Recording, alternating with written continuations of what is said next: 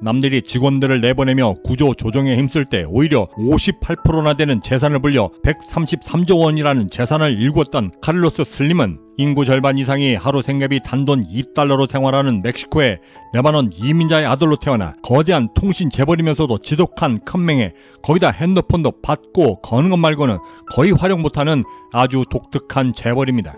빌 게이츠 다음으로 소위 전세계 넘버2이지만 첨단 기술로 부자가 된 다른 여타 갑부들과는 달리 지독한 자린 고비에 검소함, 근면함 그리고 성실성 하나만으로 승부하여 자신의 삶을 밑바닥에서부터 일궈내었습니다. 반갑습니다. 성공하기 좋은 날 경제적 자유민입니다.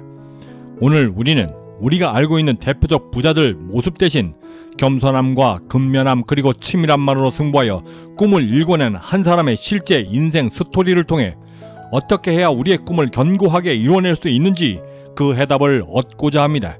자식의 유산. 멕시코로 이민 온 카를로스 아버지 홀리언 슬림은 카를로스 슬림을 포함한 모든 자식들이 이 멕시코 땅에서 절대 가난하게 살지 않도록 하기 위해 자식에게 매주마다 5페소 한국 돈으로 24원에 불과한 용돈들을 매주마다 거리지 않고 주기 시작했습니다. 사탕 1개, 과자 하나, 사 먹은 모두를 용돈 기입장에 날짜와 시간 상표, 제품명들까지도 아주 세세하게 기록하게 하였고 한 달 뒤, 6개월 뒤, 1년 뒤에 그 사탕의 가격이 어떻게 변했으며 그런 사탕 하나를 안 사먹고 어떻게 하면 돈을 불릴 수 있는지 등의 경제 감각을 자식들에게 유산으로 물려줍니다. 6살도 채 되지 않았던 카를로스는 돈이라고 하는 정체를 이를 통해 정확히 개념을 잡게 되었고 태어나 처음으로 투자라는 개념을 파악하며 12살이 되었을 때는 아버지가 주셨던 모든 용돈들을 사탕으로 사 먹는 대신 동네를 돌아다니며 친구들에게 팔기 시작했고 이렇게 모았던 나름의 사업자금으로 12살 때 처음으로 멕시코 은행에 주식을 사 모으며 투자의 길로 접어들게 됩니다. 그리고 그는 스스로 익혔던 근검절약의 습관으로 26살 명문대를 졸업했을 당시에는 어머니가 주셨던 약간의 용돈까지 합쳐 미화 40만 달러 약 5억이나 되는 돈을 모아 1960년대 중반 생애 처음으로 헐값에 나왔던 작은 공장 하나와 부동산 업체를 차례로 매입하며 본격적으로 사업가의 길로 접어들게 됩니다.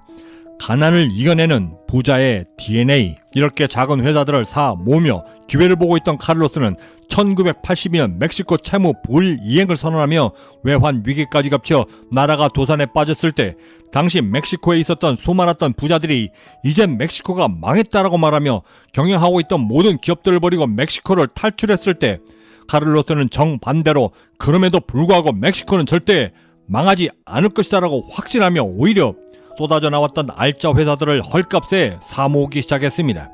물론 자신을 제외한 거의 모든 주변인들과 참모들까지도 이런 카를로스를 말렸지만 1984년 1300만 달러에 매입했던 보험사 세구로스 대 멕시코는 2007년에 이르러서는 무려 40배가 넘었던 15억 달러 가치의 기업이 되었고 1985년 3천만 달러에 매입했던 레스토랑 체인 산본세는 매출액 5억 달러를 넘기는 우량 기업이 되어져 있었습니다.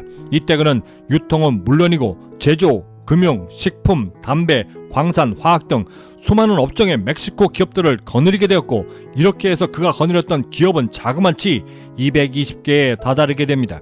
이때 멕시코에는 전설처럼 내려오는 말 하나가 생겨납니다.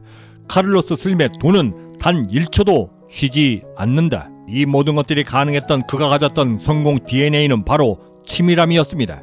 그리고 그 치밀함은 자신의 주머니에서 돈이 나갈 때마다 그 어느 때보다 신중하게 글을 만들어 나가기 시작했습니다. 2007년 어느 날 한 방송사와 생방송으로 인터뷰를 하고 있을 때 앵커가 농담 섞인 말로 그의 넥타이의 가격을 물었습니다. 생방송 중이었음에도 카메라 뒤에 서 있던 자신의 비서에게 얼마에 사느냐고 물으며 그 가격이 세금을 뺀 금액인지 정상가였는지 아니면 세일할 때 산 것이었는지를 물었고 당시 그 소리를 듣고 있던 모든 사람들은 다시 한번 그의 미친 치밀함에 혀를 내둘렀다 했습니다.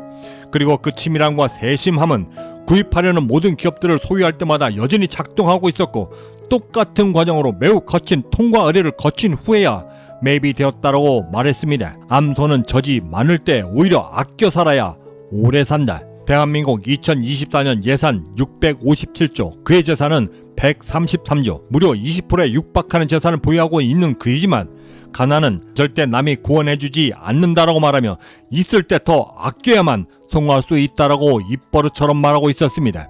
그런 그는 그 흔한 슈퍼카, 별장, 요트는 물론이고 사는 집도 30년 전에 사별했던 부인과 함께 구입했던 일반 동네 주택에서 여전히 거주하고 있고 시계도 계산기가 달린 전자시계만을 차고 다니며 에어컨도 고장난 사무실에서 비용을 아끼기 위해 보좌진과 비서진들을 다른 경영진들과 함께 공유하며 비용을 아끼고 있습니다. 그리고 그는 지금도 스스로 저지풍부에도 아끼지 않으면 언젠가는 고갈된다라고 말했던 자신의 신조를 여전히 몸소 실천하고 있습니다. 어느 부자에게 물었습니다. 어떻게 하면 부자가 될 수 있느냐고. 원하는 것을 사지 말고 필요한 것만을 사라. 필요치 않은 것을 사는 것은 단돈 1원일지라도 여전히 비싼 것이다. 성공을 시작하는 이 아침, 여러분들의 성공 정신을 진심으로 응원합니다.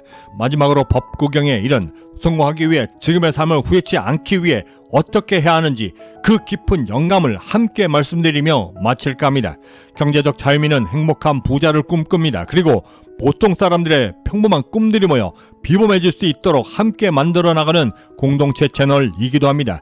구독과 좋아요, 알림 설정은 그 거대한 꿈을 시작하실 수 있는 아주 작은 실천의 시작이 될 것입니다. 지금까지 경제적 자유민이었습니다. 감사합니다. 남에게 의탁하지 않고 독립을 위해 전략하고 또한 전략하는 것은 지극히 당연한 일이고 가장 남자다운 일이다. 깨끗한 행실도 매일 닦아내지 못하면 반드시 더러워지고 젊어서 재물을 근검으로 쌓아두지 못하면 고기 한 마리 없는 빈 연못에서 고기가 튀어오를 것을 속절없이 기다리는 늙은 따오기처럼 가장 쓸쓸히 죽어갈 것이다. 또한 못쓰는 화살이 되어 쓰러져 누워 옛 일만을 생각한들 무슨 소용이 있겠는가.